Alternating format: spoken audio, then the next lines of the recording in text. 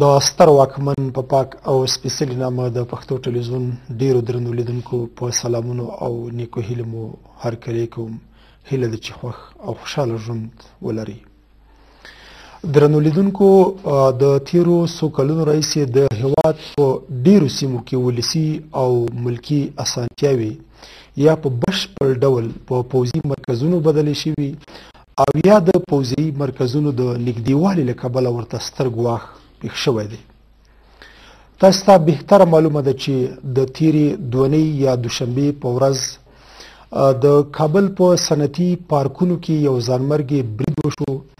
او له امله زموږ هیوادوالو ته په میلیونونو ډالر زیان واوښت. همدارنګه 4 میاشتې وړاندې هم هلته د تیلو په یوه زیرمه کې اور لګېدلی و، هلته هم زموږ هیوادوالو پانګوالو ته ډیر زیان رسېدلی و. په همدې توګه د هیواد په ځینو هوایي ډګرونو کې هم ملکي هوایي ډګرونه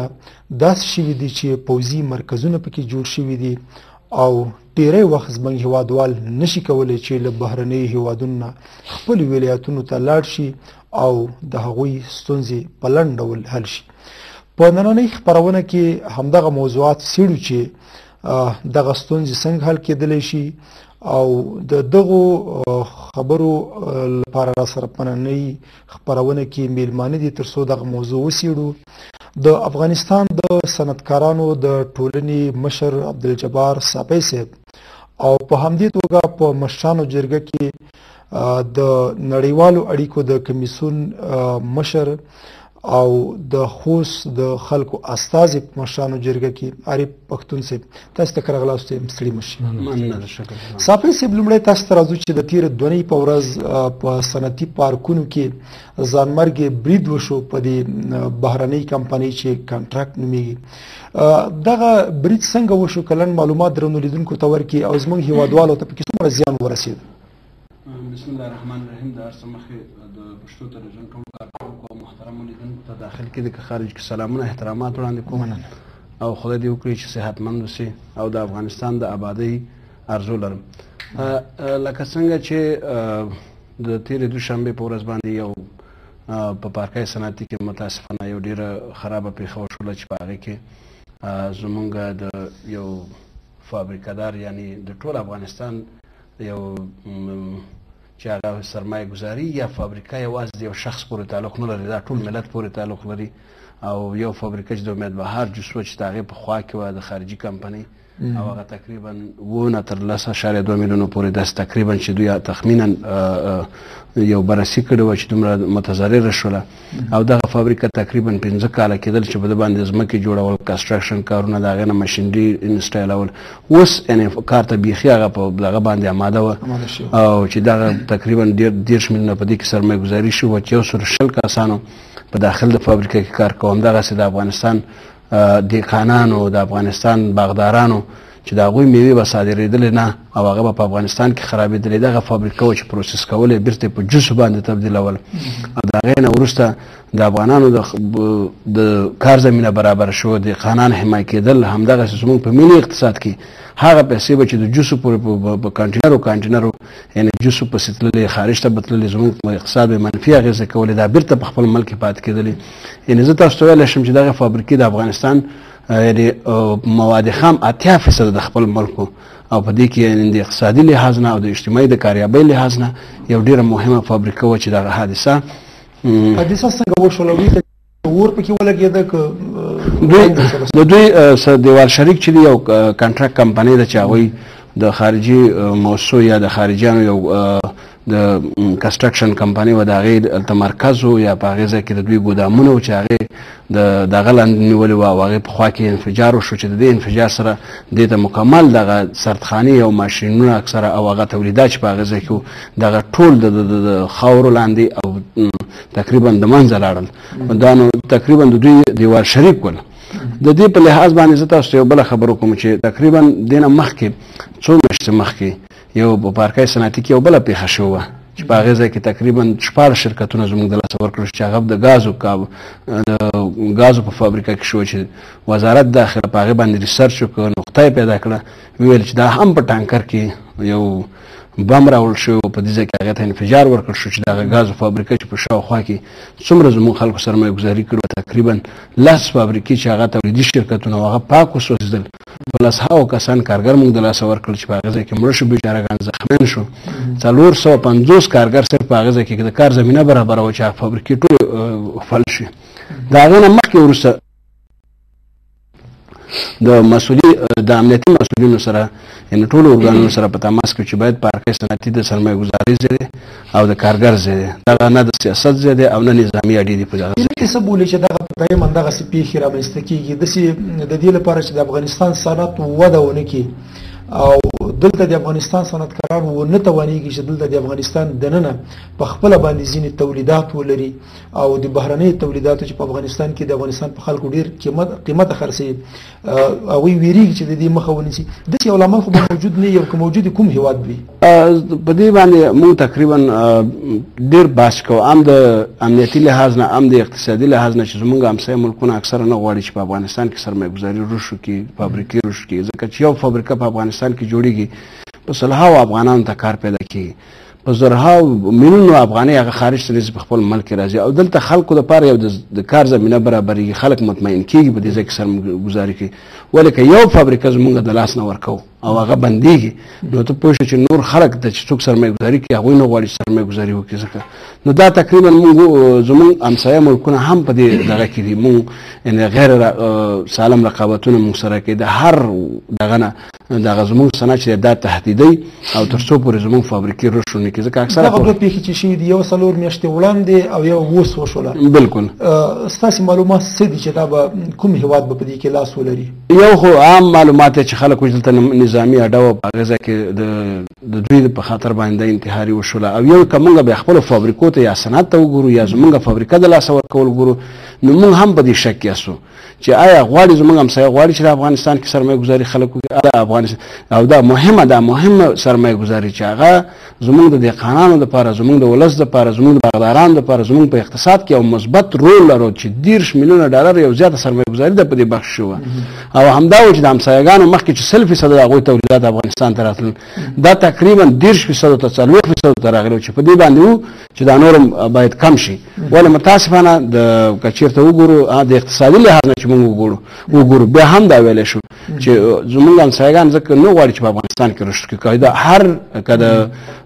هر دغه نه کار اخلي، خو زموږ د فابریکه‌دارانو یا په دې باندې خبرې هم لرو. رئیس صاحب ستاسې له عنده دا هم یو ډېره مهمه موضوع ده چې په ځینو ولایتونو کې په ځانګړې توګه که موږ په کندهار او خوست او ننګرهار باندې حساب وکړو چې ملکي هوایي ډګرونه داسې شوي دي چې هلته پوځي مرکزونه جوړ شوي دي او ډېری دغه مرکزونه د بهرنیانو دي. زموږ هېوادوال نشي کولی چې د هېواد څخه دننه او ډېری وخت د بهرني هېوادونو هغوی راشي او خپل ولایت کې ښکته شي. په دې رابطه ستاسې نظر څه ده؟ زموږ ولایتونو ته دې برخه کې ډېرې ستونزې جوړې دي، څه نظر لري په دې اړه چې دا ستونزه چېرته ده؟ ولې بهرنیانو په دغه ملکي هوایي ډګرونو کې ځای نیولی ده او زموږ حکومت هم نشي کولی چې د دوی مخه ونیسي؟ اعوذ بالله من الشیطان الرجیم، بسم الله الرحمن الرحیم. السلام علیکم ورحمۃ اللہ وبرکاتہ. زه هم په خپل نوبت سره د پښتو تلویزیون لارې ټولو وطنوالو ته سلامونه او نیکې هیلې وړاندې کوم، او بالخصوص حذافی صاحب تاسو ته مننه کوم. جناب رئیس محترم، تاسو موضوع دلته روښانه کړله، زه هم یو د استفادې موضوع باندې لږ هغه اچوم. لکه تاسو چې وویل چې دلته د سیمې مثلا دلته په ګاونډیان نه غواړي چې زموږ صنعتکاران دې پرمختګ انکشاف وکړي، دغه ته اکانومیک کمپټیشن وایي، مثلا اقتصادي رقابت وایي. موږ یوه اونۍ مخکې هرات ته لاړو، کمیسیون رابطې بینالمللي، هلته بیا موږ لاړو، موږ د پارکاک صنعتي هرځنه وکړه چې موږ سره هلته یو امید پیدا شو. هلته موږ داسې فابریکې لیدلې دي، سبا ته هلته بهتره معلومه وي چې که چیرې موږ هماغه فابریکې تقویه کړو، موږ هېڅ ضرورت نه لرو چې موږ د بهر نه واردات دلته کوو. خو ګاونډیان په ګاونډیانو باندې ډېر د دوی په اقتصاد باندې ډېر منفي تاثیرات اچولي دي، نه غواړي. او د هغې سره په څنګ یو بله موضوع چې د دې لپاره باید سم منیجمنټ وشي. افغانستان د هر څه چې راغلی دی یا راځي یا به بیا راځي، بې وخته دی، وخت مناسب نه دی. لکه اوس مثلا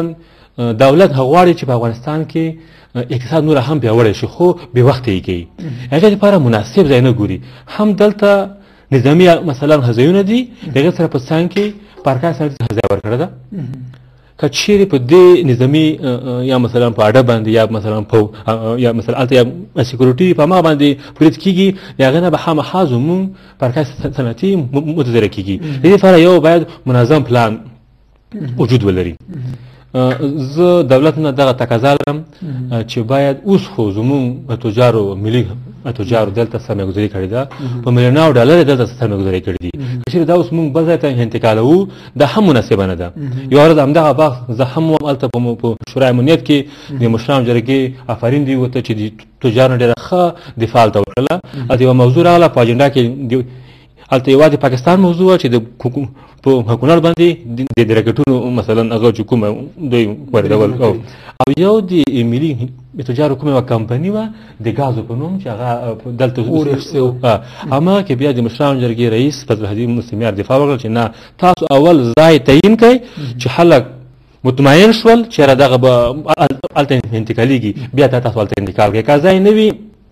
مشخص شوی ځای معلوم نشي تاسو چې دغه ځای څه نو دا زموږ ملي تجار به نور هم مات کیږي بیا دلته سرمایه‌ګذاري ته هیڅ راه نه کوي یو دغه موضوع راځه خپل سوال ته چې تاسو وویل دغه په ځای پوښتنه ده او دې ته باید دولت چارواکي ټول باید متوجه شي لس کاله مخکې طالبانو په رژیم کې هره یک شنبه به طیاره راتلله د خوست په هوایي ډګر کې به کېناستله هلته به راتلل هر څوک به خپل هلته ورتلل میدان ته چې یاره نن زما کاکا زوی راځي فلان څوک راځي د خوست 1 لک خلک په قطر سعودي او دوبۍ کار کوي دا ډېر په غړ تعداد سره مسافرین چلته کار کوي مګر دغه خلک دا مسافرین اوس څه کوي اوس چې راځي په دې په ورځو کې هغه طبعا معمولا داسې کېږي چې یو دوه درې ورځې په فیضا کې پرېږدي بیا به راځي کابل ته بېګا شپه د سره لار بنده وه د سهار نه تر شپې 8 بجو پورې هلته موټر چپه شوی و خرجان ولاړو لار بنده وه دا چې راځي کابل ته خو ستونزې دي که چېرې مونږ ته هلته همدغه میدانونه راکړل شي زموږ خلک د همدغې نه سالمه منظمه استفاده وکړي فکر کوم چې دا به ښه کار وي خو اول وخت چې دغه خارجان راغلل مستقیما دغه په خوست کې موږ ته زوړ میدان وایو د زوړ میدان کې دوی هلته ځای په ځای شول چې هلته د امریکا استخبارات اوسېږي اوس هلته هېڅ چاته اجازه نشته چې ورشي یو وخت کې هلته زما پلار سرپرست ولي و بیا د خارجانو سره وویل چې تاسو موږ ته په دې کې یوه څنډه بېله کوئ چې د خوست خلک د همدغه نه استفاده وکړي نوره چې تاسو هر ځای کوئ تاسو خپل کار ده اوس مونږ بل ځای کې میدان جوړوو هماغې هم مشکل ورکېده که چېرې اوس دغه اوس باید مونږ په خوست کې منظم میدان لرله اول د ځای نشتوالی و چې بیا ځای پیدا کېدو په هماغې خلکو دعوې وکړلې بیا چې اوس ځای مشخص شو اوس ورته کافي بودجه نشته